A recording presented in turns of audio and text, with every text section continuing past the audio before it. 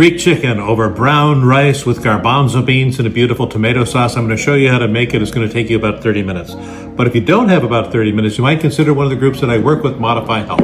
Why do I like them? Because this is that same dish heated up in 2 minutes in the microwave, because sometimes you just want something fast.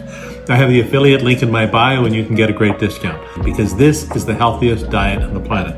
Check out my friends at Modify Health on the bio. But first, here's your recipe.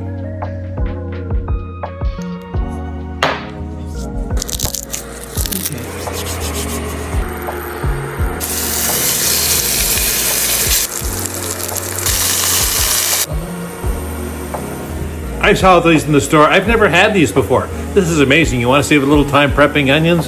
Get these.